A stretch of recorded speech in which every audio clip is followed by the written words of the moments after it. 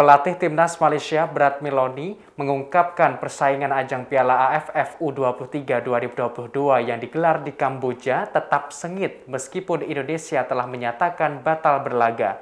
Kendati banyak kalangan yang menganggap mundurnya Indonesia mempermudah Malaysia menempati posisi juara utama. Dikutip dari Kompas.com pada Minggu 13 Februari 2022, timnya harus tetap berhati-hati dalam laga ini yang masuk di grup B.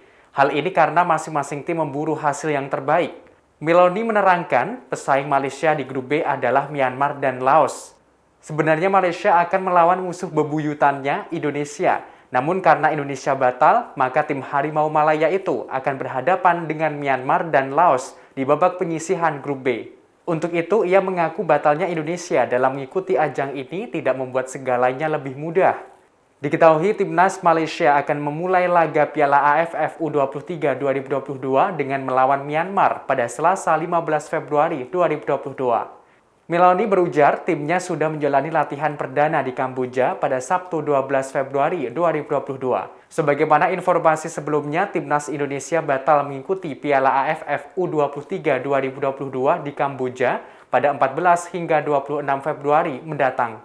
Hal ini dikarenakan 7 pemain Timnas terpapar COVID-19, di antaranya Ronaldo Kuateh, Muhammad Ferrari, Brave Fatari, Taufik Hidayat, Irfan Jauhari, Ahmad Vigo Ramadhani, dan Cahya Supriyadi.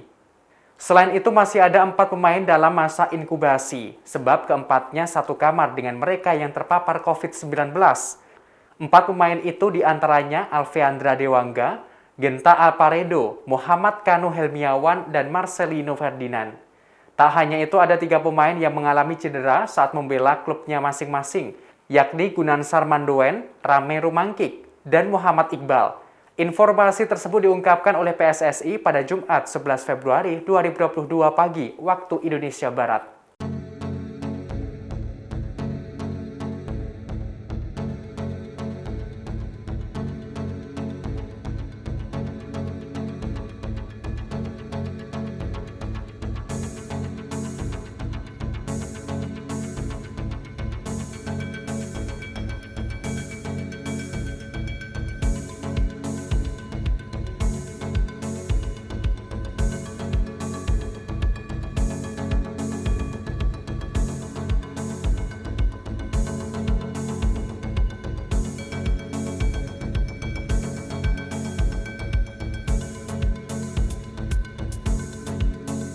Demikian informasi kali ini, nantikan informasi terbaru lainnya hanya di kanal YouTube Tribunnews.